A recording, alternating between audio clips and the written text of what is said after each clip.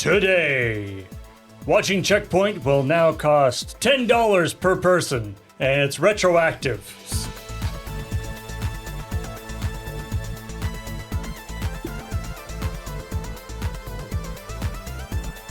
Like per episode, or like the first thing I want to say is I'm sorry. After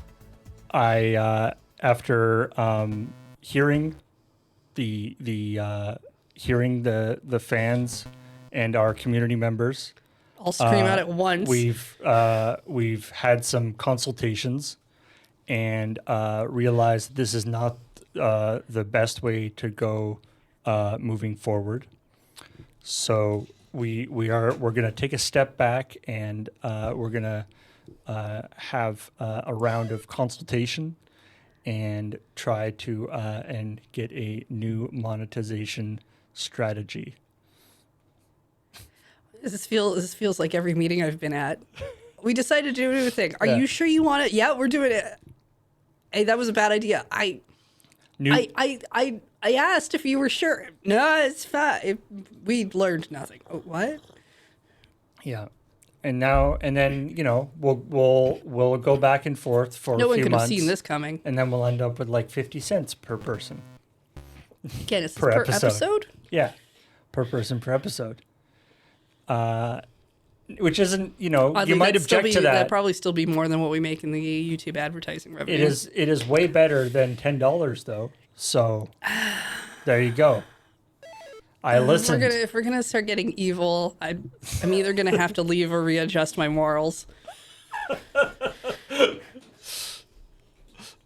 How much am I getting paid in this new evil lure? I need a substantial raise to adjust my morals. It's an expensive process, Paul. Okay. We'll see how that.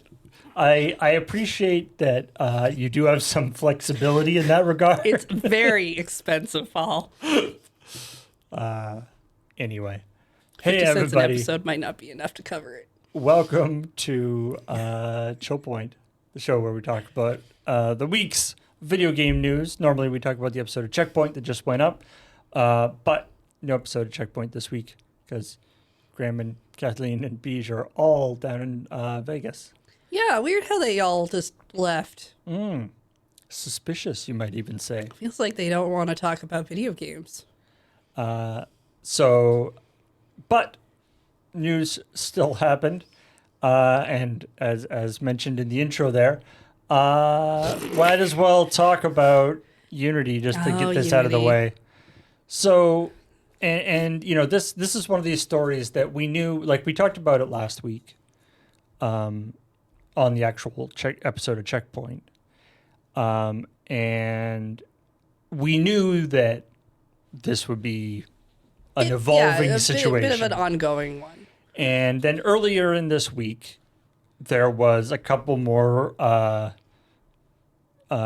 bits of information that came out. There was a great thing about how, because Unity was like, okay, don't worry. All the people who are worried that they're going to have to pay a bunch of money for doing charity fundraisers, don't worry. Charities will not be included in the install fee. So we'll cover that. Except. And then somebody was like, okay, and I forget who it was that had that. And then they're like, okay, great. So just to double check, we have this charity going out to, I forget who they. Well, let me see what the story was. Because it was like, all charities, but not really all charities. Yeah, they're like, we have these particular charities will, or it's like, we have a thing going out to these charities, and Unity was like, nah, those aren't, we don't count those as charities. I think it was like Planned Parenthood. Yeah, Planned Parenthood in a children's hospital. And it was like, we don't count, those are political groups, not charities, so we don't count those. And it's like, okay, guys. Yay. So you've gone from wherever you we're starting with, to now you're going through and evaluating every single charity to see whether it's a real like that. You're really gonna do that? Like that's you're prepared. You're prepared to take on that. Usually when it comes to a thing of like, here's a list of charities this thing covers or whatever. Some people are like, "Are you sure you want to cover the one that's anti-trans? That's Yeah, not yeah. really that's like Like meant for whatever." They'll just pull You know, a and list from not- like Yeah, whatever yeah, charities.org not or a something. like. Okay, we've already decided which ones are political. I'm like most charities are in the sense of like everything's political. Wanting to make change in the world. Anyway, so a few different things like that happened, and then they went like, okay, we're gonna have a new statement about a new plan on Friday. Today's Friday, and they did. And they definitely put out a statement. They came out with a statement and a new plan that is very good.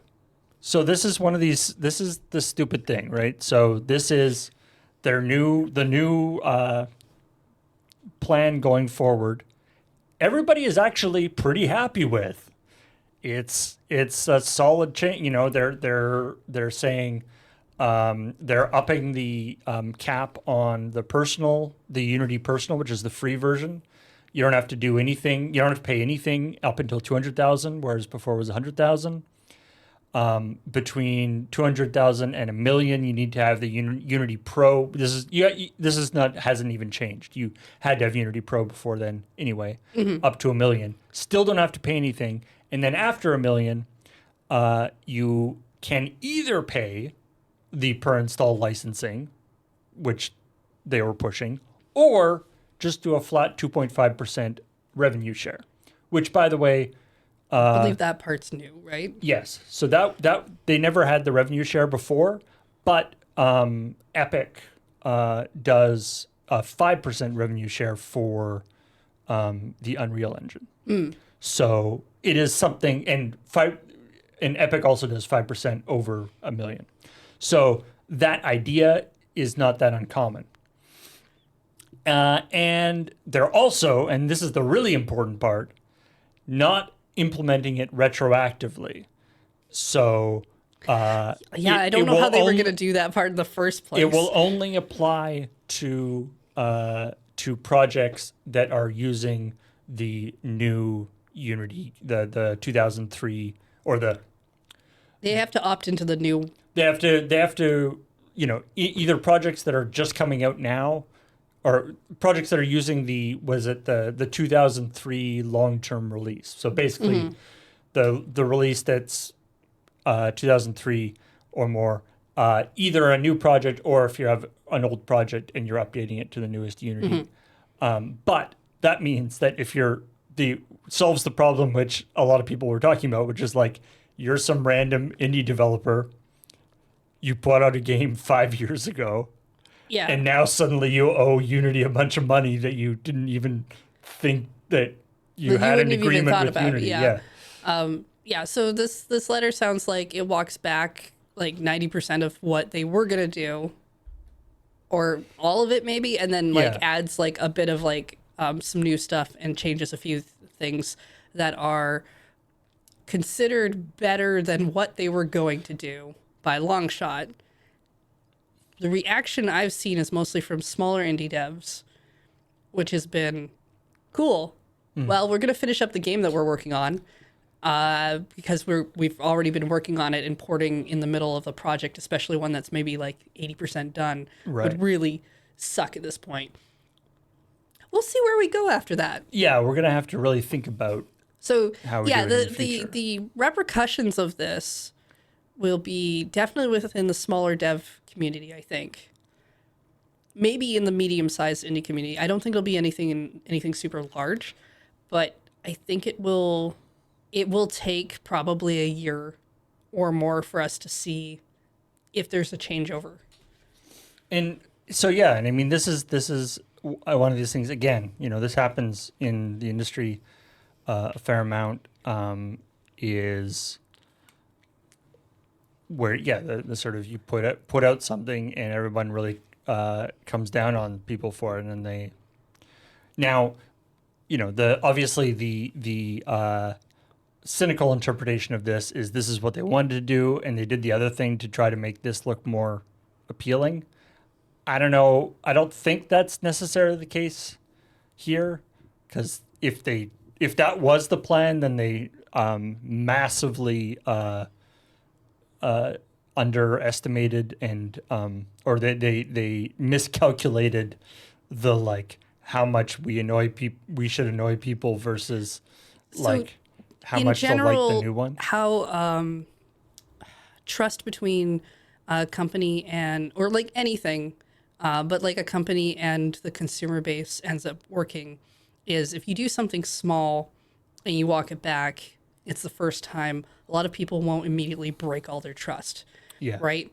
But by the time you break the trust with the community to the extent that the community wants to leave, it's you've been too late on that trust. Like you're not, it's going to take you so long to get it back that you're actually better to pave your save. And I don't know what paving your save means. In the Destroying your context company, rebranding, like all kinds of different things. Like, and even then, it's going to take ages for the memory of that to go away. Yeah, and so I mean, it's We're talking like a really serious. Everybody leaves your company behind thing. Yeah, and as a lot of people have pointed out, this is seems like a very reasonable, good agreement, but there isn't any. It still relies on this idea that they aren't just going to change it at some point. Yeah, It's that trust that's been broken, right? It's you could do this again. And they've said that you're going to stay on the terms of service that goes with the addition of Unity that you're currently using. But they said that before and then just changed it. Yeah, exactly. So, it's a tough one. Well, I guess we'll see what happens going forward. The other thing with this is the way they sort of couched this, and it's a known thing that apparently Unity has been kind of hemorrhaging money. They did not have a good business model, and so people kind of knew that they were going to be doing something, and so they in this open letter that they saying the new setup, saying our goal with this policy is to ensure that we can continue to support you today and tomorrow and keep deeply investing in our game engine.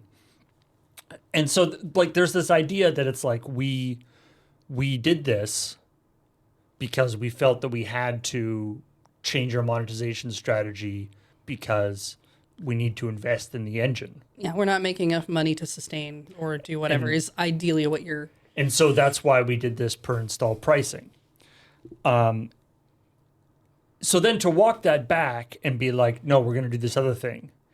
It's like either they are going to be making less money doing it this way. And so that's not good for the, future of the engine.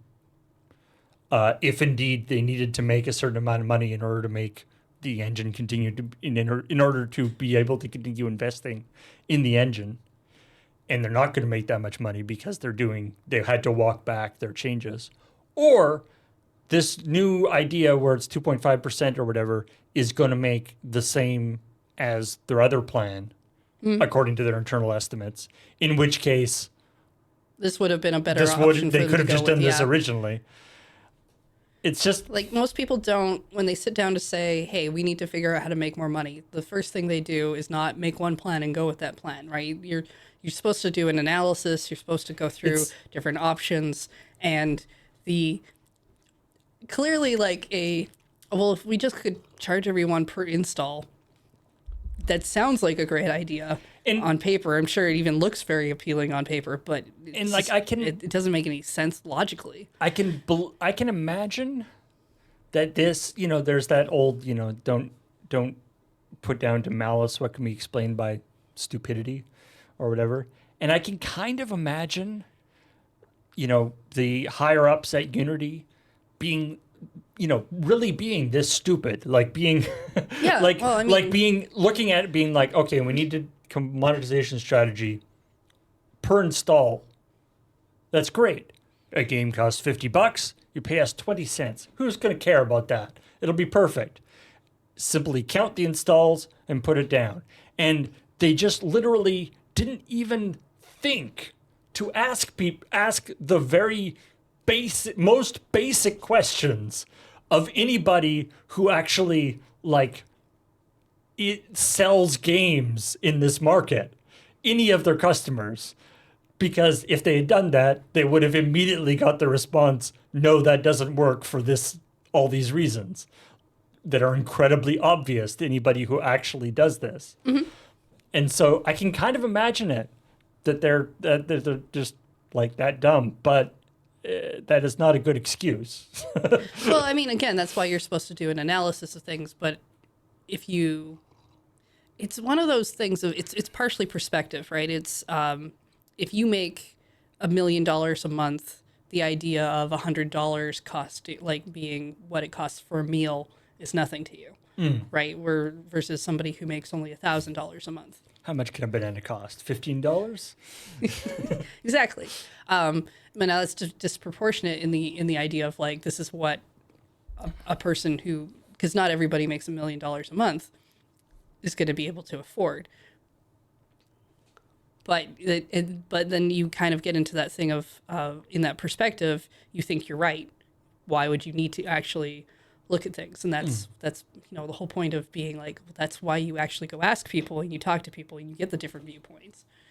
So yeah, I mean, there's a little bit of weaseling in this, and there's always going to be a little bit of that in this letter. Like, we should have spoken to more of you, and we should have incorporated more of your feedback before announcing our new runtime fee policy. I mean, as far as I know, they didn't speak to anybody and didn't incorporate any feedback, which I guess is covered under more of you and incorporated more feedback, because the amount that they did was 0. So any amount would be more, but that feels a little disingenuous to put it that way. It doesn't help that especially anything within the video game industry has a lot of lies behind it, a lot of false marketing, a lot of bending of truths in such a way that, like, so there's one thing, right? There's like your reputation as a company, but then there's also the reputation of the industry as a whole. So when you do something that fits in line with the reputation of the bigger industry, then that's when you also get things of you have less chances for that trust as well. Yeah. Right? We expect PR to lie to us. We expect them to show us a slice demo that doesn't really show you how that game works properly, but is meant to hype you into buying the game before you've even seen it. We expect those things, Right. Which is why when you have other stuff that happens that goes against that norm, it almost feels weird. Was it was Iwata who didn't take who took no pay in order to make it so that nobody got cut from the company, I think which is a good thing. That's stuff that should happen. I think it was a bunch of the higher ups at Nintendo actually all did that. Yeah, but that's so against the norm, and yet that should maybe be more of the norm. Yeah, it's or I mean the stuff we do stories on ChillPoint every once in a while. Unfortunately, a thing was really nice often isn't a good source for ChillPoint stories, but we have occasionally done stories where it's just like, these people decided that they are not going to crunch on this game and just again make sure it's good. That should be the norm. Yeah. But it's not. But that's why we're like, wow. And people like announce it and report on it that these people decided that they aren't going to be, they're not going to force their employees to break themselves to release this game. So good for them. You should be doing more of that. I assume that there are so many devs that watch a show that they don't. All right. Well, let's move on, and we'll see. I mean, I feel like there might be more. We could see a little bit more fallout on that. I'll be interested to see, because there are obviously a ton of, small to medium size indie studios had released statements about the Unity thing, and now this new open letter just came out this morning, so not necessarily had time to do stuff. So it'll be interesting to see whether some of the folks that really came out hard against Unity will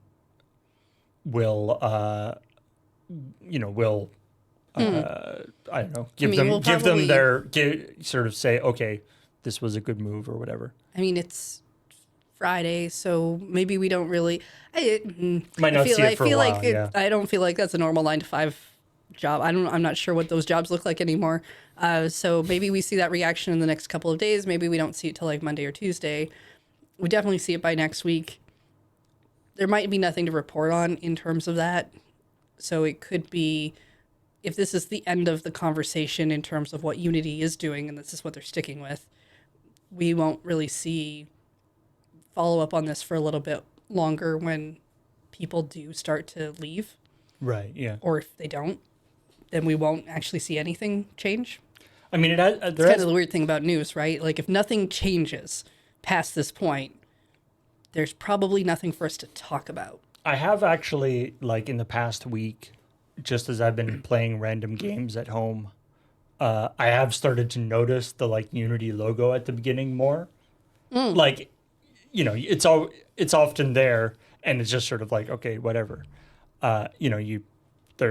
Every game starts with a series of logos. You don't really pay that close attention to it, but now that it's been in the news, I've sort of been like, oh, this game is Unity, and this game is Unity, and this game is Unity. I hope that is okay for them. Anyway, let's move on to something else. Is your piracy too dangerous to one another? I do have a lot of swords. They are sharp, but that's less dangerous to me. Who knows how to use them? These are all lies that I've said, but I think they sound pretty good, so I'm going to stick with them. Sea of Thieves. Oh, well, I don't have any swords in that. Is super cool, open world, piracy, fun game. And I love these, like, there's so many games like this where the player is playing ostensibly a bad person. Are they? I just thought they were pirate. Well, yeah, but your privateers were a thing. Whether they were bad people or not is highly dependent on your perspective. I think if you were on the other end of the sword, they were not good people for you. But it's like, GTA Online or Red Dead Redemption Online. You're ostensibly playing outlaws.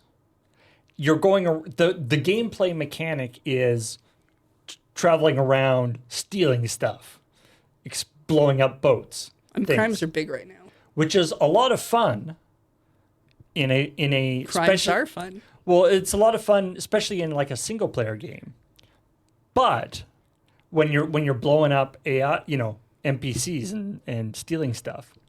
But in a multiplayer game, somebody has to be on the other side of the cannon. Sometimes people are better at games than me. And so it seems strange or slightly odd when you think about it, but like, Sea of Thieves has run into an issue, and this is not a new thing, but there's a problem where it's like there are some people who are very experienced Sea of Thieves players who have been playing the game for a really long time. Mm-hmm. Are very good at playing Sea of Thieves. Right. So if you're that new person who wanders out with a boat. And so if you're the game developers and you want more people to start playing your game, you don't want newbies to come into your game and then just immediately get ganked and have all their money and their boat stolen. Now, Yeah, that's fair. you Yeah. think about it's that weird thing of like, that's what pirates do. But there's a difference between what's fun and what sort of makes sense. The game still is supposed to be fun. So anyway, they're planning on in the next season. They're planning on adding a no PvP mode for Sea of Thieves. They're going to. It's called the Safer Seas mode, where you can play the game PvE. So you can still have. I believe you can still have like. So you can still run into other people online. You're just. I'm not sure even. I'm not. I guess other people will be around, and you can have you can have your crew, your friends or whatever, joining up, but you just can't fight each other. You can't shoot each other or blow each other up. Presumably you're still fighting NPCs and other things. Which, I mean, personally, that sounds like it could be really fun. It sounds like it could be really good. Article says it lets players progress up to level 40. Yeah, there's some content apparently will not be available because it's sort of PvP focused. Yeah, I mean, that makes sense. And obviously there's been I would call a reasonable amount of consternation. It's it's not called Sea of Nice People.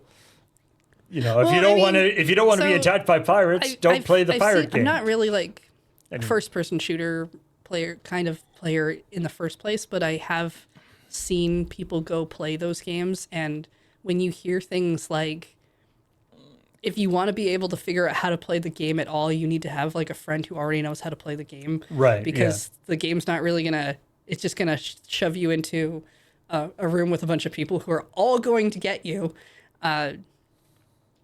That's not a fun experience. If you're still trying to learn things. I know some people really like that kind of thing, and that's great that they do. So I like the idea of what essentially sounds like it's called Safer Seas, which is a fun name because of alliteration, but I like the idea of what is essentially sounds like a safe place to go try things out. It's kind of a tutorial area. Yeah, I mean, I guess sort of, but I mean, you do get the majority of the content of the game. You do your your gold rewards are greatly reduced, but that's like cosmetic stuff from what I understand. So like, I mean, I kind of get that they, that they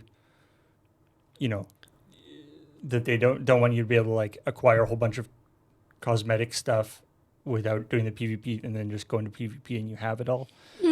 I don't know why that should matter, but I also I have never played Sea of Thieves. It seemed like an interesting concept, but again, it's like I'm never into the games all my friends want to be in on when the multiplayer stuff hits.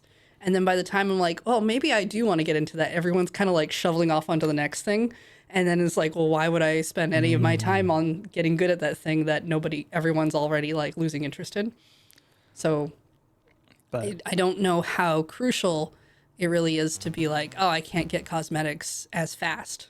Of course, the anytime basically there's stuff about Sea of Thieves, it sort of reignites the hey Ubisoft, what's going on with Skull and Bones? I believe it just got delayed again. Did that get delayed again? Yeah. Do they know what's going on in their own company?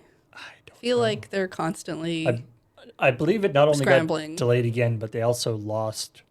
They now have lost their third development lead on it.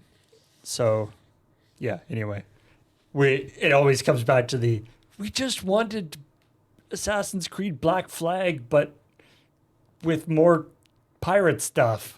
You could have done Was that there 10 not years. enough pirate stuff in Black Flag? You could have done that 10 years ago. Isn't the whole concept pirate stuff? Well, it's like pirate stuff and also assassin stuff. So if it was just the pirate stuff with like more pirate stuff. Oh, okay. Sure. Anyway. So yeah, I don't know. I mean, I don't know. Maybe This could be neat. I might check it. Like I don't know if Sea of Thieves is like any good as like a single player experience, but it sounds like there's some kind of interesting Isn't it harder things. because you still have to run the entire boat? Like the whole You point have is to like that run you around to different parts yeah, of the like ship. isn't the whole thing that you need kind of like a crew? I don't know that it's like impossible one player, but like you have like a whole boat you got to run around and do those things for. So I mean if that appeals to you, You're kind of limited to a smaller boat. That would make. I mean, that would make sense. I wouldn't want a bigger boat as a one person. Hey Heather, Yeah, Paul. you're a Baldur's Gate 3 fan. Yes. What with your 6 hours of playtime? Or like 5.5. I got started late. 5.5 hours I of had trouble playtime. logging in. Well, good news. Okay. I know you spent like an hour and a half on character creation to make I sure did. you looked exactly the way you wanted. Tiffany is great. But if you ever want to change them, they're going to be adding a magic mirror. So in your camp, there's going to be a magic mirror which you can go up to and change your appearance. Although not every you can change your appearance, your voice, your pronouns. You won't be able to change your race or body type, and you will not be able to alter origin characters. Oh, okay. I don't know what that means, but you probably do. So when you start the game, you can either play as a custom character, which is what I've done, or you can play as one of the characters that you pick up in the party, Oh, that's it. or that you can pick up in the party. They're Pre-made. they're all Okay. pre-made. So you know the joke in the article there where they're like, oh, they're very particular about their hair, according to Larian Studios, is like that's just a pre-made character. So I can kind of see Right. Yeah. them not getting. So yeah, you can change. So if you whatever find somebody else in the world that you're like, hey, I like that person's look, I'm gonna steal it. You can just do that. Go to your magic mirror and change. I guess the reason, like, it's weird that I get why race wouldn't be changed because that I'm assuming that affects like a lot of your stats and certain story elements. It seems weird that body type. I'm guessing be it's changed? it's more so that you don't. Yeah, actually, I don't know. I feel like you could do both, and it shouldn't really. Yeah, race would have some mechanical implications that could be a problem. Could be weird to have you change it partway through the game. I guess if there are characters that are constantly talking about, because there's supposed to be different dialogue lines and stuff depending on different things. But yeah, you could like change you could, when you're going into if you want to go into like a sneaky thing, you change yourself into like a super stealthy elf, and then you can like later change yourself into an orc or something. I think body type that would be kind of being odd. changed would be kind of nice though, especially if it doesn't change Yeah. anything. It's just an aesthetic then at that point. Yeah, I'm assuming unless body type does actually have mechanical implications in the game. But anyway, I heard they also made everybody less horny on Maine. yeah, that was the last patch. This is patch 3 that's coming out. That's going to make this change. So I think you might be already playing with the less horny patch. That's fine, to be honest. I'm not really. That was we talked about that a couple weeks ago with Kathleen that apparently the fact that all your NPC buddies were hitting on you or were attempting to get with you if given even the slightest provocation. Yeah, see, that's not really. I went through that in high school. I don't really want to go through that in my video games. I don't like, I think it's feasible if there's like one character who's like, if you kind of glance at, they're like, oh, but for everyone to be like that is, I don't know, that just scares the heck out of me. Yeah, it was. Yeah, there was that. Yeah, and I saw some criticism about that. This idea that like that everybody in your party, you can't be like, good job on that fight. They're like, all right, start taking off their pants. Exactly. And I've got nothing against anyone who wants that kind of experience where they want to play essentially a harem anime. Yeah, right. If there were sliders where the game was like, you can just turn that all the way up and everyone will want to just jump your bones, I would probably have it turned all the way down. But I think that would be neat. That would be in there. Having it as a slider would be great. I think that would be interesting. Or like have it as an item, like potion of charisma or something. So your charisma level's high enough that it's just kind of a thing. Or I guess maybe charisma is an actual stat, just like potion of attraction or something. That just makes it so that again doesn't have any big mechanical implications in the game. It's just you get to you're everybody in your party. I'll take the potion of not interested, please. There's but yeah, I've actually heard I like the term player sexual, or where the idea that like everybody in your party is just after you, like the sexuality and gender preference of everybody in your party is based on what you chose. Which is sort of an odd situation where like somebody is, bi or gay or straight, depending on who you are, because everyone wants like to get with you. As a person. Because everyone wants to get with you. Yeah. I'm that great. I mean, it is a video game. There's got to be a bit of a power fantasy going on, right? Right. Yeah. Or so rather. Yeah, where the where the line between that is the tricky part. But anyway, in other RPG news, Final Fantasy 14 is it's a video game. Bloody Blood game. I forget what the copy and paste is. Something like free trial up to level 60, also including certain sections. Usually I see it written out, so I don't have to remember it or say it off by heart like some sort of gamer oath. Anyway, the awards-winning Heavensward expansion. Yeah, that's right. Well, through no fault of your own, you may... They're changing it up to level 70 in a couple of weeks? Oh, that's going to throw all of us off in the memes. But you may be able to get into a situation where you are not near a computer and can't play Final Fantasy 14. I know. Oh, no! Whatever will I do without my electronics? Don't worry. What island have you sent me to? Because they're coming out with a Final Fantasy 14 tabletop RPG. Do I still have to have friends in order to play? Yes. Oh, well... You have to have more friends, I would think, and you have to be, you also have to like organize an RPG group, and somebody has to be a DM and so forth. Well, that's gonna be hard. Yeah, there's a full rule book, an extensive game master guide with pre-made scenarios. There's it's supposed to be a beginner-friendly. Mm-hmm. So what's in the special edition deluxe bundle, gold, whatever thing with all the DLC that I have to buy? I don't know. They haven't talked about that Where yet. are all the microtransactions? I think how many pretty dice can I buy in different colors? In tabletop RPGs, I think microtransactions are called like expansion books. Ooh. Oh, it uses D6s. These are actually like really nice looking D6s.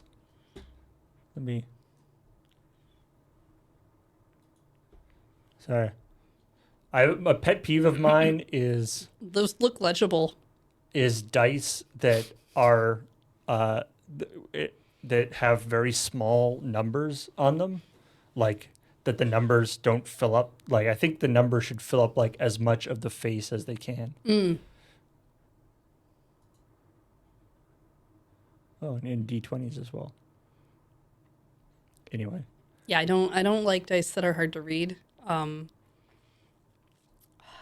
That might be because we've streamed things and staring at dice for a very long time, trying to either do math or try to figure out what something says is kind of not fun. Yeah. The dice do kind of look like Jolly Ranchers. But I'd eat them. I mean, Jolly Rancher dice, I'd eat those. I wouldn't eat real dice. That's not good for me. Or anyone else. We do have a lot of dice around here, though. Oh, the dice are color-coded for party rolls. Oh, that's super neat.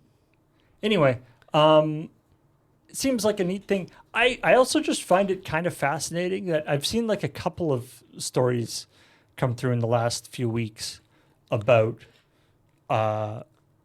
video games being a tabletop RPG edition or representations of video games, which is super cool. Don't get me wrong.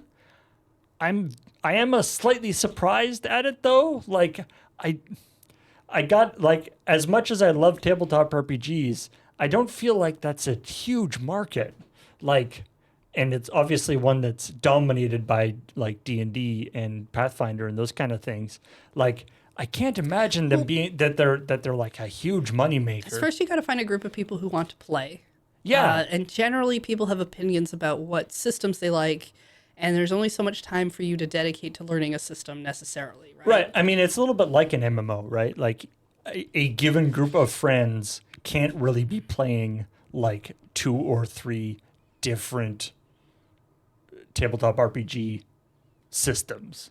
It just, I mean, you can, but most people don't have the time to do that. Well, I mean, because the whole joke is generally that it's already hard to, especially as an adult, get all your friends together on a regular enough basis to play one game, right? Whether that's a tabletop RPG or whether or not that's just like Monopoly. Yeah. But clearly that's for your enemies, not for your friends. But yeah, I'm surprised that these companies feel that is a market that they have. No, you know what? Beowulf's right.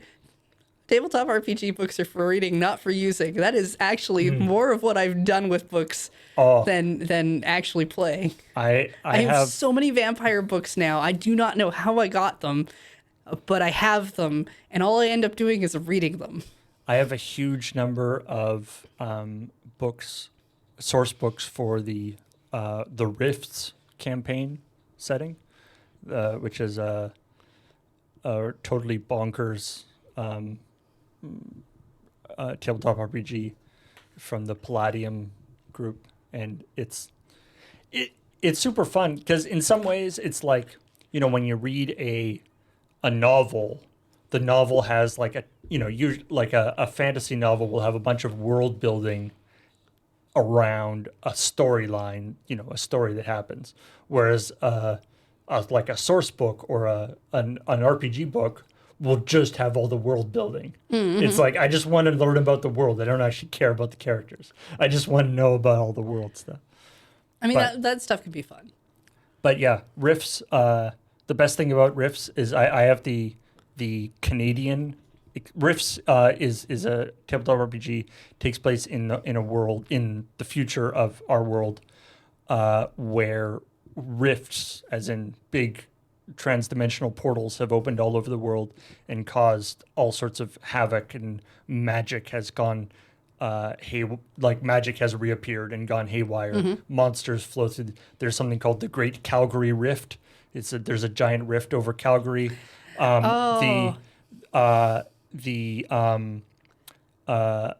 Canada is largely unpopulated except for there's a bastion of humanity in Quebec. British Columbia is largely taken over by a race of giant insect creatures. And yeah, I don't know if Vancouver Island. I believe they actually cite the Cabrosaurus as like a monster that has attacked people. See, that's pretty fun. I like D&D. I think would have really appealed to me as a kid if that was like not considered evil. But in terms of stuff now, like part of the reason why I really dig the vampire stuff is it's like it's based in your own world, only it's a little darker. And so the idea of like talking, you're saying riffs is like it involves like places Yeah, you already yeah. know is kind of cool to me. Yeah, yeah. Rifts is sort of like way in the future, so it's not like It's not like it's today, but and it's like still it's sort of like post-apocalyptic too. yeah. Like But it's still gonna reference stuff that you kind of yeah, know, it still right? references. Like Also, the remains of the RCMP are like snowmobile like rangers that like travel around like they're basically like cowboys except they go around on snowmobiles in the frozen wilderness. It's really silly. Anyway, uh all right, so another vector of Final Fantasy so 14 for all of my Final Fantasy I 14 friends to yeah. enjoy. I do want to say, actually, on the subject of tabletop RPG stuff,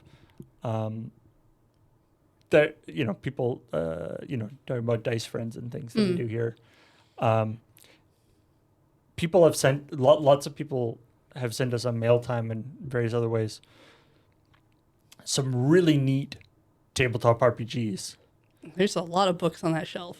with like a ton of books and stuff. And but as you're saying with this thing, having the time and the inclination to learn a whole new system, as you know, we haven't done any We haven't done Dice Friends in a while. We have and- plans for Dice Friends, but we haven't done any in a while, and that's not even taking into account the idea that people would have to learn a new system.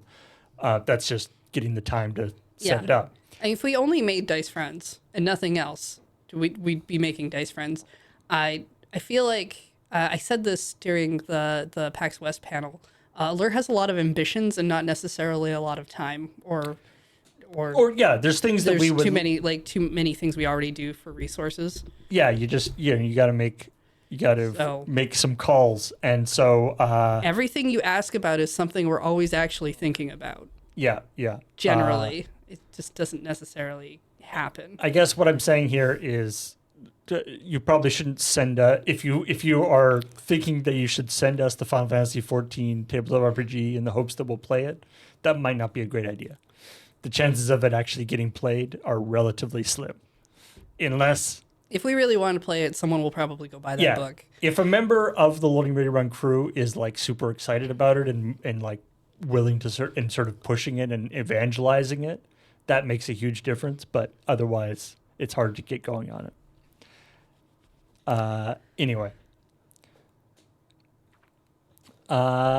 speaking of people who are doing cool, weird things, how would you like to see a game that's a collaboration between Swery and Suda51? For the sake of the bit, I'll say yes, but Swery also has like some baggage They both have a fair chunk of baggage. that I know in fact. of. I don't know about Suda 51 as much. Two great tastes that taste interesting together. So if you don't know,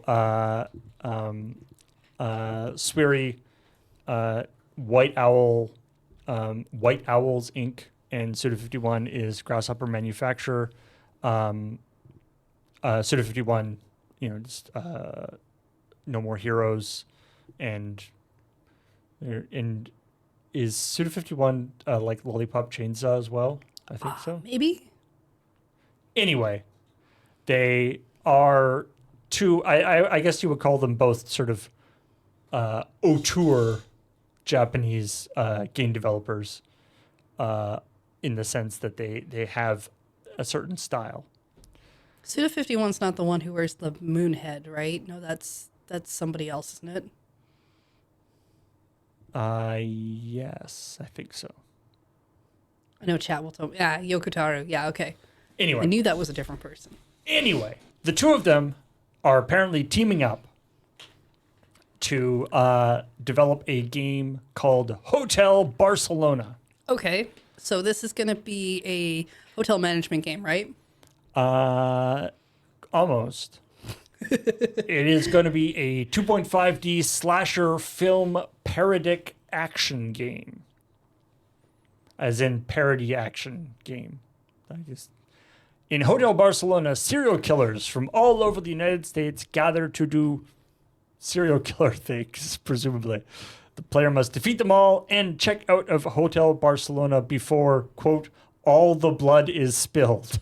So are we also serial killer then, or are we just trying to round up all the serial killers? I don't know. But I do like, it says, Swiri says the idea was born during a Suda51 hosted event in Tokyo where the two discussed creating a game together, announcing then and there it would be called Hotel Barcelona. And then later that year, they worked out a plan of the game. I just loved, they met and they're like, okay, we're going to make a game. It's going to be called Hotel Barcelona. Oh, come on. You don't tell me that then, you've never come up with the title first months thing later, and then they're figured it out. Okay, so what is this game going to be? I feel like that's at least a good portion of Lur's earlier work. Maybe. Hotel Barcelona is a horror-themed side-scrolling action game where melee weapons, like an enlarged surgical knife, are your primary weapon. Other items, like a shotgun or a Molotov cocktail, will serve as your sub-weapon. When they say horror theme, they mean like...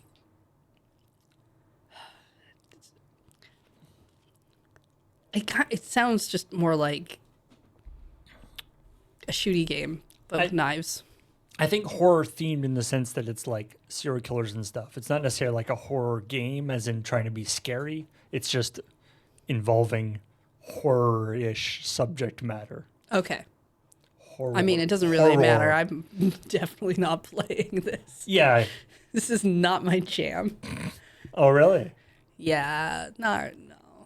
I mean, I don't really play horror games at all because they spook me and then I have bad dreams. But I prefer horror in the sense of like what things represent and like psychological and thrillers and stuff, not going around mass murdering things. It's kind of not. No. Not my style. There's an interesting mechanic called the slasher phantom. Ooh, knife ghost. Simply put, the player's past character will move as it did in the last run automatically while retaining all hitboxes. Something close would be like the ghost feature in racing games. But this will actually have hit detection. So what basically, if the ghosts had hit detection? Basically, whatever you did in the previous run will happen again, and you'll like attack stuff, so you can like help yourself. I guess that actually sounds pretty cool. Okay. It could be super neat, or at least super silly. Yeah, I've only seen. I feel like I've seen that, but in like puzzle games, not in like action games.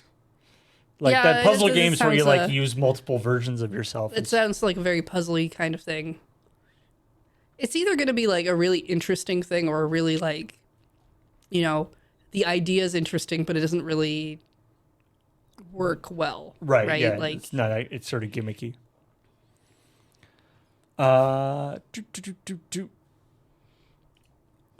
This is. They did it again. They did it again. Who did it again? Who did what? Okay, folks, when you are doing a trailer for a game that comes out on multiple consoles, and the Switch is one of those consoles, yes, make sure you use the Switch to do the trailer for the Switch. Don't, for instance, do the trailer for the Switch version on a PC and then have a Steam achievement pop up in the middle of the trailer. Or Or maybe conversely, reshoot it if that have happens. all the Steam pop-ups happen so we know that you're lying about what footage you're using. Yeah. Sigh. Which kind of happens occasionally. Yeah. Yeah. So anyway, a little. Apparently, a Steam pop-up shows up in the trailer for Mortal Kombat 1 for the Switch trailer for Mortal Kombat 1, which is, and I feel like Switch players, Switch owners tend to be a little sensitive about this kind of stuff because there's been a history of bad Switch ports. Well, I mean, there's that, but there's also just the whole like, why doesn't the Switch have achievements discussion that constantly happens? Right. But yeah, there's also been like this sort of history. There's been a history of like bad Switch ports, or the Switch is a lower power console than the other consoles, so sometimes compromises have to be made, and so if you're a Switch owner and you're thinking about whether you want to buy a game, you want to make sure when you see demo footage of the game that's supposed to be on a Switch, it's nice to know that it is actually on a Switch so you can see that it doesn't look like crap or whatever. Well, you have an idea of what you're getting, right? Like Yeah. I've seen somebody did a post somewhere that was like, here's the difference between Mortal Kombat PS5 versus Switch, and it shows a character, and the graphics are very different, but for whatever reason, the character model on the Switch one has like these bugged out looking eyes that's just like, and the best part of that, of course, is then people who start making response pictures where they have PlayStation 5 and Nintendo written on it, and it's exactly the same person from like a different TV show or something from the same shot, but it's like a couple seconds later where the person's just like, ah. So that's kind of funny. Yeah, Joey from Friends was the one I saw. But, because it's if you have both systems, you're probably going to want to see what the difference looks like to gauge what. And like if you do the Xbox version on a PS5, nobody really cares because they're about equal in terms of visual fidelity in most cases. You probably should still have the correct. You should do it. You should really, probably like, do it on the right thing. But Xbox, PS5, PC are generally going to look pretty similar. But with the Switch, that's something that is a consideration. There are some very good-looking Switch games, and there are some very bad-looking Switch games, and knowing what you're going to get before you buy it is kind of nice. Yeah, I mean, I have seen trailers for games come out where they don't put out a trailer for the other system. So you just kind of have to have one trailer. Yeah, so you just end up kind of having to wait to see what people do. I don't have a PS5, so then the determination there is like, do I want Mortal Kombat on the systems I do have? Do they run well enough for that? Do I care? I don't really. I'm assuming for you the answer is no, but. I mean, yeah, because Mortal Kombat's not really my thing. If I wanted to get into a fighting game, Mortal Kombat would not be it. Oh yeah, what would it be? DNF. DNF? It has all these cute little characters. What's DNF? I don't know. I just see posts for it every now and then. That's what they call it. DNF Duel. That Dungeon Fighter Online. Oh, okay. Did not finish? Dude Nukem Forever? Okay. No, Chad's just messing with you. Speaking of games that have cute characters, Pokemon. Well, okay, that's true. There are many cute characters in Pokemon. And in fact, you want to play the coolest Pokemon game, Pokemon 2000 Adventure. I'm not familiar with that one. What console did that come out on? It did not. It came out in the console known as the browser. And it came out as a promotion for Pokemon the movie 2000. Oh, okay, that makes sense.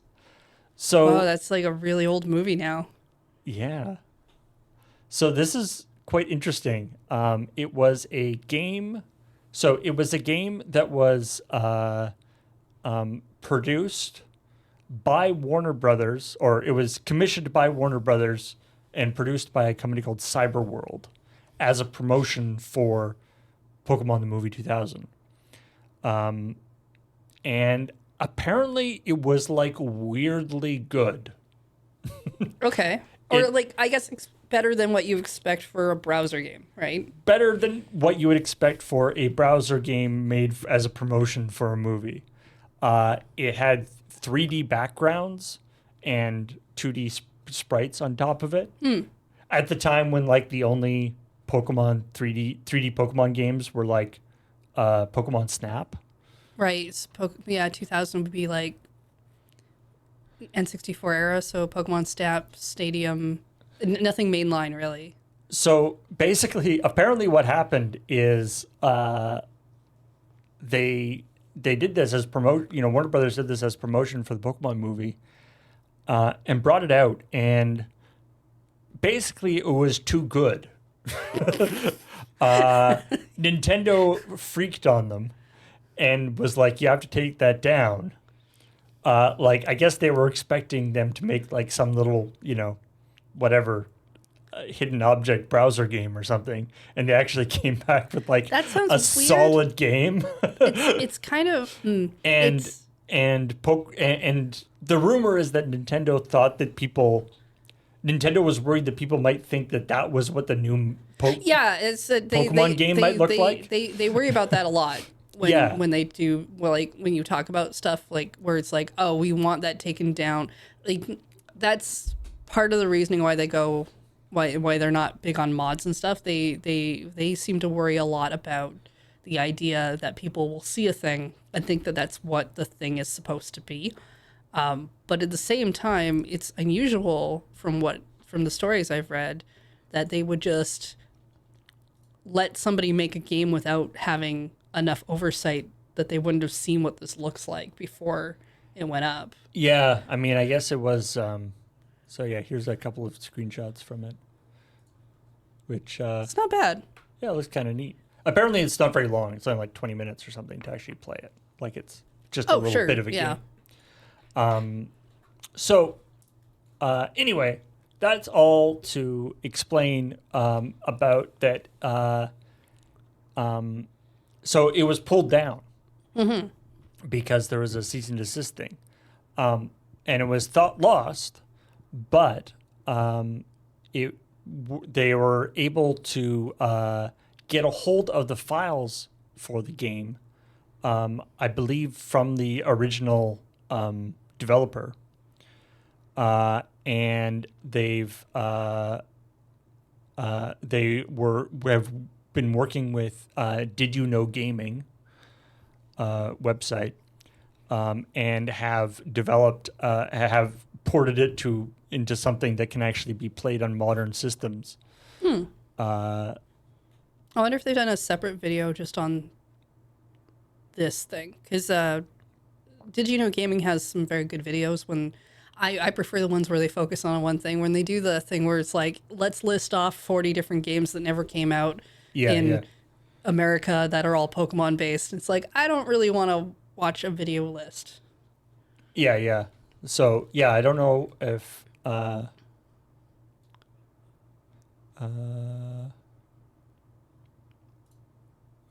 We did it. We got our hands on a lost Pokemon game, and we're leaking it in today's video. Not only are you going to see it in action, we're also going to show how you can play it for yourself. Maybe leak is the wrong word. We actually got it legit from one of the developers, so technically it's more like we're dumping it, along with all the raw files and concept art. It's a browser First, we're gonna game cover the from full the year history of every 2000. canceled game in the series. It's not really, Pokemon yeah, it's not Pinball, really a Pokemon leak, even Picross, if Pinball DS. you do have. Anyway, Yeah. but like 3D like that in a browser game from the year 2000, that's not too bad actually. Editions of Sorry. It's neat that it exists. It's neat that they managed to Yeah, I mean get it and it's playable. we've talked a lot on ChillPoint about video game preservation and stuff. Anyway. So the other big story, other than the Unity thing, the other big story this week is that a whole bunch of confidential documents were leaked from Microsoft. So confidential documents from Microsoft were leaked as, again, we're still in the FTC versus Microsoft and Blizzard Activision stuff. Yeah, they so- need to get better at not leaking their own info. So I'm not sure. I think the leak, the information I saw was that the leak came from Microsoft, not from the FTC. I've seen, so yeah, that's the thing I've seen is the stuff that I've read has said it's from Microsoft, but I've seen a lot of people online saying it, clearly blaming the FTC, but I don't know. I just don't. I don't. At this point, it doesn't matter who leaked it. It's out there. Yeah, it was basically, from what I understand, it was that Microsoft was supposed to post something that was a publicly available thing, and somehow, when they sent the thing to be posted, or they sent the thing, a whole ton of confidential PDF documents were also included. Yeah, and that's not to say that it's not important to figure out who ended up leaking it. It's just not important for us on ChillPoint and for what we're going to discuss. It's important for the people who have those jobs because they're going to be not happy. Yeah, someone forwarded the wrong email chain or something. So, what interesting things did we find out, Paul? So yeah, this is one of these stories where it's a very multifaceted thing. It kind of, because there's a ton of information in this dump. It's like, remember, like there was like about a year that we were getting random things from the like Nintendo Mega or Giga leak. Yeah. Because it took so long for people to go through it all, comb even through it, like yeah. it's. So a couple of things that we've learned from this. One, that Microsoft is apparently, or was apparently working on a replacement for the Xbox Series S and X for 2024. So the new version of the Series X would not have a disk drive, and it would be a cylinder instead of a box. But it's still essentially like it's just like meant to be kind of like the mid-gen upgrade style thing. It's they're doing it would have, I don't think it would be actually more powerful. It would be less use less power, be cheaper to produce. Okay, so more like the slim version. Yeah, more like the slim thing. version because and they're like switching to a different process for the chips and stuff. Okay. But it sounds like it's not supposed to be like a more powerful system. It also does apparently have like a cool controller that looks the same as the previous controller, but has a bunch of capabilities like motion control stuff. Okay, and things. so kind of one of those. Yeah, they've probably been working on a thing. That's not surprising. But now we know stuff about that thing that could happen because they haven't told us yet. But now we have some stuff about it. Yeah. Okay. And there's also some information just sort of. So the other thing, this was part of there was like a presentation about about the new Xbox, but also a bunch of like emails and stuff were leaked, and there's lots of juicy info in there. For one thing, apparently before Microsoft went after Activision Blizzard, they went after some other folks, or speculated about going after It some other sounds like folks. they made a list. They were like, here's a list of things we'd like to buy. This is one of these things where, depending on the reporting you read about it, it can come off in different directions. But they were all apparently considering buying Nintendo. They were apparently considering buying Warner Brothers, and I think a couple other companies too. Some like Sega and like basically the bigger brand names that you're used to. So, I mean, I guess Activision Blizzard wasn't their first choice, but yeah, there's the emails about Nintendo are really kind of funny to read because it's just like it'd be a great asset for us, and we would be so good at running Nintendo kind of like emails, and you're just like, okay. I particularly like the part where they're like, it'd be really great if they didn't have so much money so we could buy them. Yeah. And I'm like, yeah, I guess you made a wish list? It's like, other than like Microsoft and buying Nintendo would be a perfect match, except for the very minor point that Nintendo doesn't want to sell and has lots of money so they don't have to sell. But other than that very small point, Microsoft would be very happy to buy them. Yeah, I mean, I feel like the moment, if Nintendo ever hit that moment where they're like, hey, we're going to sell, there'd be a lot of people who would like to buy them. It kind of feels like we saw their, the list that people come up with in the first meeting where it's like, we're all doing brainstorming and no suggestion is bad. Yeah. Clearly that didn't work out because those emails are supposed to be like from, I think, even before the Activision Blizzard acquisition attempt thing that is happening now. So they went in that direction. And then, and various other things. So, I mean, that's not like hugely surprising. I mean, I'm assuming that when you're putting down $69 billion on buying a company, you do a little bit of research around in the industry to find out what other companies are available. So yeah, I mean, and a lot of companies have relationships with other companies. Like Microsoft has had dealings with Nintendo in the past. In fact, I think they made when they've made like Minecraft available on it, and then there's like the Smash Brothers thing, and it's not like they don't talk at all. A lot of companies do, so they're the ones that are going to know if another company is thinking about selling or whatever, because that's not going to just like publicly come out that often. Now the other fun info that came out is that Microsoft was very concerned about their 2022 year because of the way because of games being delayed and various things happening. Oh, I mean, yeah, sure. They were concerned that they didn't have any like big tentpole releases in 2022. Because of course, then whatever Redfall turned out to not be a tentpole release. If I recall, both Microsoft and Sony decided to release new consoles during the first year of the pandemic. We were kind of in lockdown during that, a little bit before, but yeah, like a little bit before, and then everything went.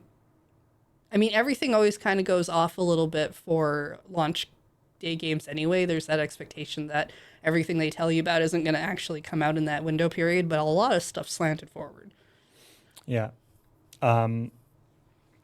So anyway, so Microsoft was looking at other games that they could acquire, license, whatever, to be available on Game Pass, because they were concerned about they were concerned that Game Pass wasn't going to look very good. And so there's a big table where they're looking at various games. Apparently, Star Wars Jedi Survivor they were thinking it was going to be a super big deal. That hasn't come out yet, I guess, but Didn't it come out like over the summer? maybe Or is that a different Jedi game? There's a lot of Jedi games. Oh yeah, that did come out.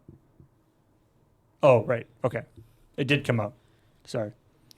But the thing that everyone is locking in on is that they were very unimpressed and didn't have any big aspirations for Baldur's Gate 3, calling it a second run Stadia PC RPG. Woo! Brutal. That is a solid insult. Second run Stadia RPG. I mean, I don't know. Does Stadia even get any games? I mean, no, not now. So, wow, yeah. And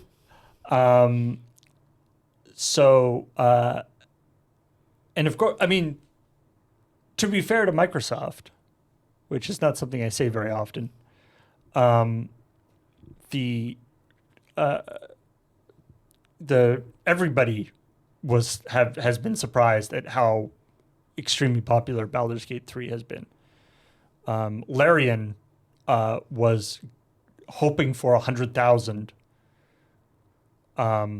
sales, and it peaked at 875,343 concurrent players. Yeah, that's definitely beyond their expectations. Yeah. If you think of that, like, that's concurrent players, not sales even. So, whew, on Steam. So yeah, so Larian, even the company that made it, was caught off guard by how popular it is. Well, The fact that if we're referencing emails from like 2020, then it's not going to have even looked like what it looks like now. Well, 2022. This is 2022. Yeah. And the weird thing about, I feel like Baldur's Gate is one of the biggest sort of AAA games that started in early access. Like because they brought it out in early access and people were like, okay, this looks pretty cool. And so I don't know, maybe some part of that, like the hype for it in early access was very muted in comparison to what it is now.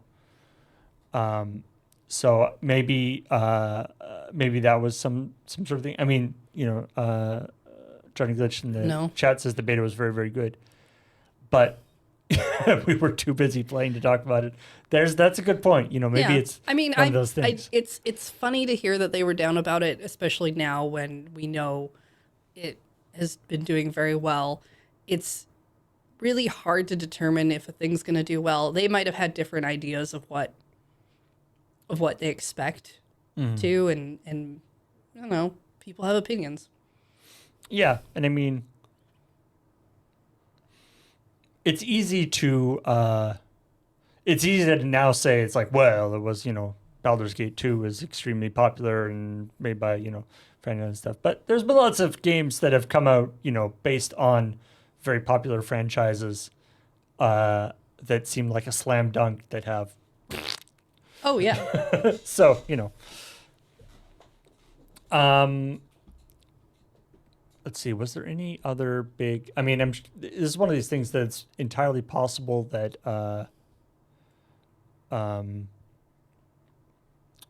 more info will come out about this will come out from this leak as time goes on. Yeah, probably. We've already hit all the juiciest stuff, and maybe they'll just leak some more stuff in a couple weeks. And of course, Xbox. There's still time. Xbox has said, "Well, that's old information." I mean, it's outdated. They're not technically wrong. It is older information. Yeah. None of what you see in if they were ready to tell you the stuff that they were definitely going to do, they would have told you, and then that information would be I mean, technically, all the accurate. information in an email is old information. Yeah. Whenever you get the email. But we also have a habit of saying things like, well, we might do this. And when you say that privately, Yeah. that's one thing. When you say that out loud, everyone's like, oh, they chop off the might, and they're like, it's going to be like that. Yeah, yeah. Right? It's about dealing with expectations. It'd be interesting to see if these things line up. Yeah, yeah. Speaking of big games from Microsoft, this is a weird story, okay? All right. This is a story that goes in different directions depending on your interpretation of it. And I don't think definitive information has come out yet. But anyway, Nexus Mods, which is one of the biggest mod repositories, Okay. like other Bethesda games, Starfield has tons of mods for it. Sure. Yeah.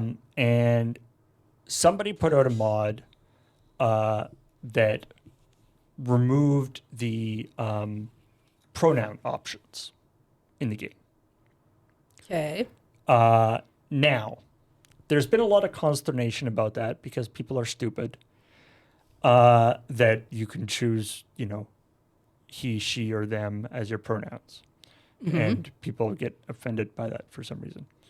And so they got mad about that. And this mod came out that removed that option. And then quite quickly, Nexus Mods pulled that mod off their system. They're like, you know what? We don't want to be associated with something like this. This is bullcrap. It's a weird mod. We respect we respect all things.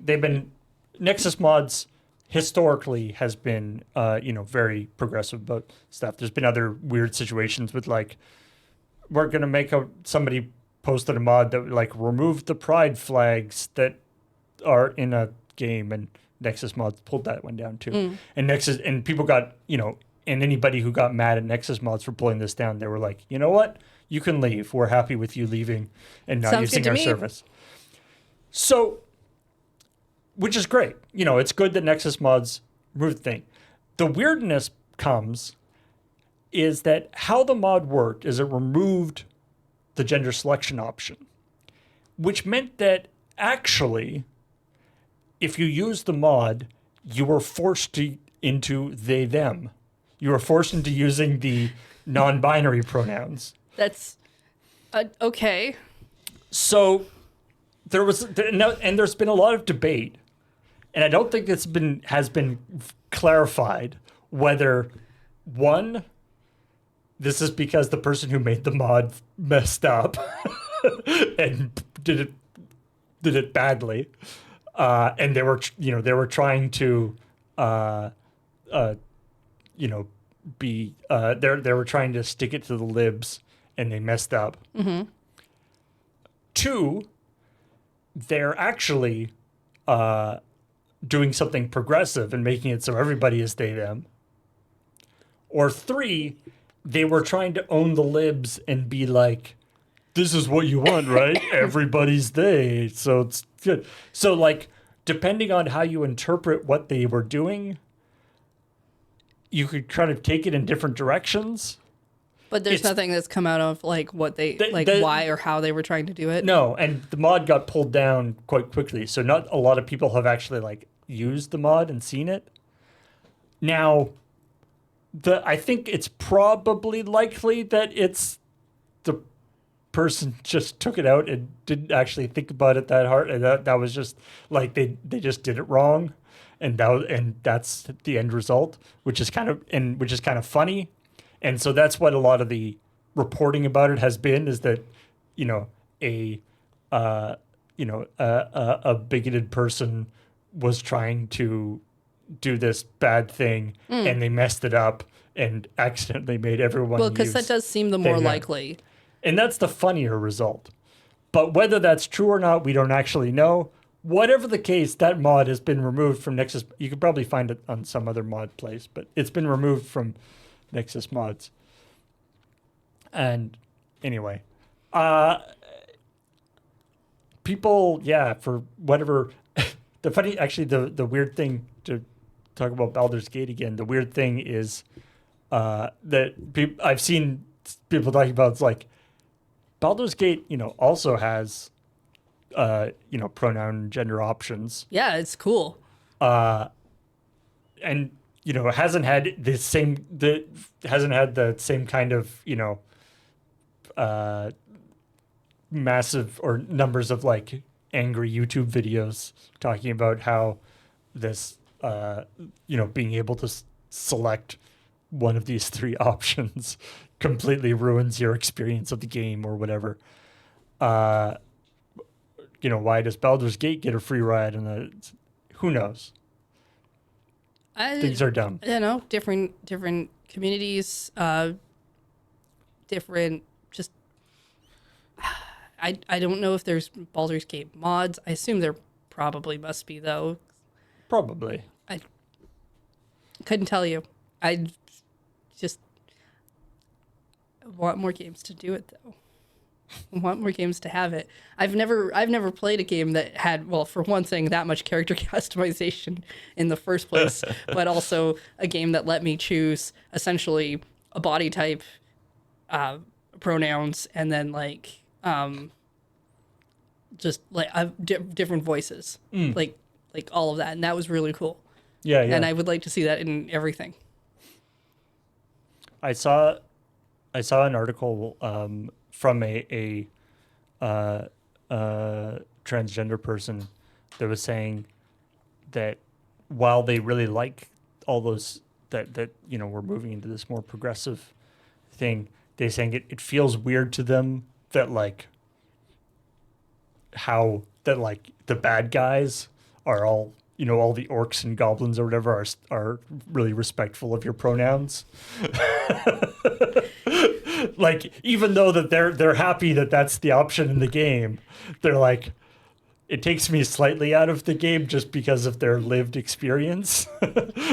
I mean, I would dearly love to. It's a fantasy, to see some sort of villain that is very caring about dogs for some reason, because there's always that trope that's like, we have to show you how evil they are. They kick that dog over there, and I just think, but what if we didn't have them kick the dog? Like, they could just be evil. Like, you don't need to prove that. Be evil, but not that's you just gotta like, that's your in wrestling parlance, that would be some cheap heat.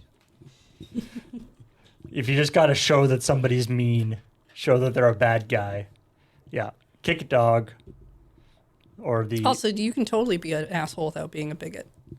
My favorite is in the Tick animated series. It's my go-to, where he's trying to infiltrate a group of supervillains, and they're like, "Oh yeah, you're a villain, eh?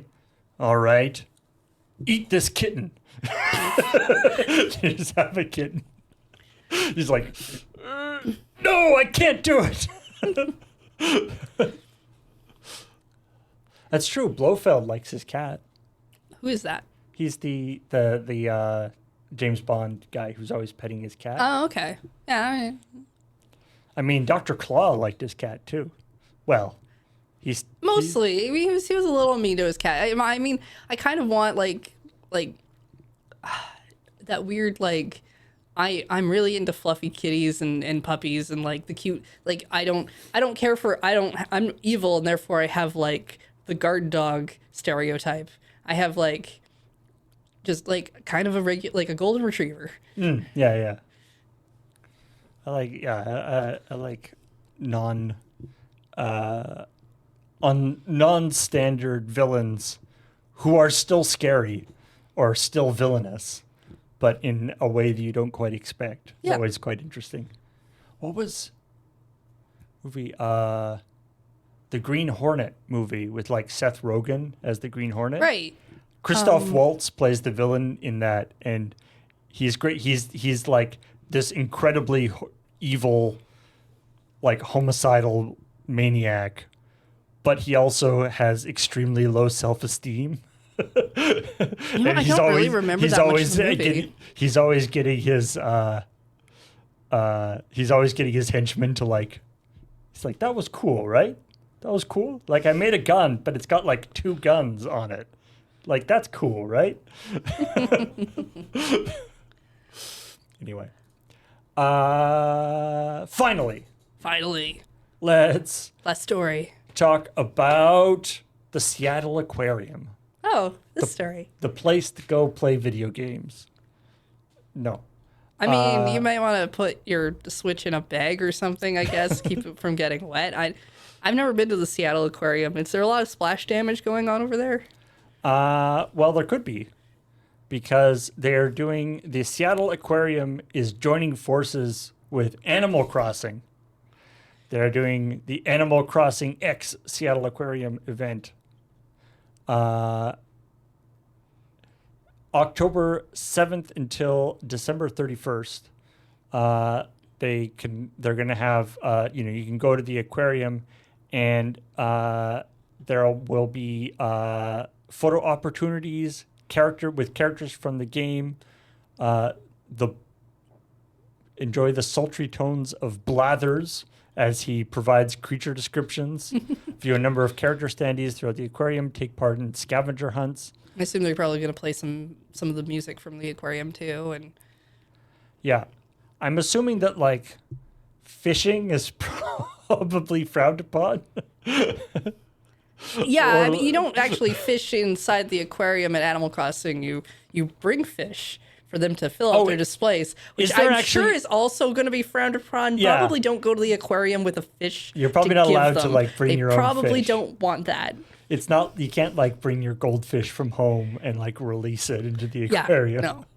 Yeah, in Animal Crossing, part of like one of the collection things you can do is you fill out the museum by bringing fish and bugs. I didn't know there was actually an aquarium in Animal Crossing. Oh, the new one is gorgeous. Ooh. Like, it's one of the best parts of the game because there's a giant exhibit with all the dinosaur bones and stuff that you walk through, and there's different places you can stand in. The camera angles will change so you can see stuff. So you can like catch a bunch of fish, and then instead of like eating them or whatever, you can release them into the. Yeah, you fill out the aquarium. You only need like one of each fish, but then it fills out the different exhibits, and it's very pretty. Cool. It's one of the big parts of the game. I love that. So yeah.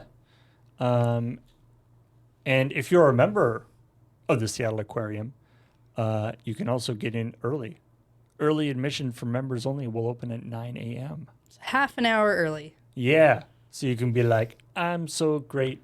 I get to hang out with all the Animal Cross people. I really want them to do the stamp rally. There's an event they do in Animal Crossing. I think it's over the summer or something, where you go around to the different exhibits and you get a stamp in your notebook to show that you've gone to all of the things. Right. Does that then translate into the game and somehow, or is it just? Oh no, in the game. There's a stamp rally thing. I remember it's a thing they do in Japan in quite a few places, like train stamps and different things where you go and you get stamps. I remember like the fun. petting zoo here in town, like in Beacon Hill Park, used to do that. Like you could go around to each thing and get like get a stamp. Yeah. Because it's a fun thing you can do in real life. I think in the game, after you get all the stamps, you get like a little plaque or something. It's like you did the thing. They could give you like a little certificate. It's like, hey, you did the thing. I think that'd just be cool. Mm-hmm. Or like stickers, I guess would also be good. Sticker rally instead of a stamp rally. Yeah, whatever works. I guess stamps are it's easier to do like a whole bunch because you just need one stamp. But anyway, right. I think. But I'd never say no to stickers. I think that is all the info, all the news that wanted. All the news we care to peruse. Ooh, I like that. All the news for all the views. You're at ChillPoint. So thanks everybody for joining us. I believe we will be having I think we'll have a checkpoint next week. We should have a checkpoint next week, as far as I can tell. As long as everybody comes back from Vegas in Unharmed. reasonable health. The problem is, with everyone going to Vegas, we can never know what has happened to them That's true. when they come back. They might not even know what has happened to them when they come back, so we'll just have to see how they are. That's true. I hear it all stays in Vegas. That's what they say. Yeah. We'll have to find out. Hopefully they won't all just stay in Vegas. I would prefer they not.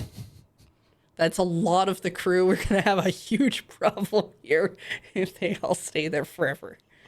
Whatever. Also, I happens like in some of Vegas them quite a bit, and I'd like them is to come stuck back. in Vegas. Big sand trap got them. Yeah. But anyway, thank you for joining us. Thank you for watching. And we will talk to all y'all later. Bye. Bye.